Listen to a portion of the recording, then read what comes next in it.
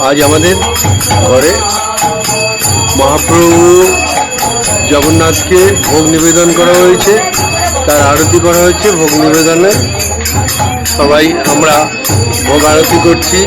আর ভোগ দর্শন করুন আমাদের মহাপ্রভু জগন্নাথ দেবের।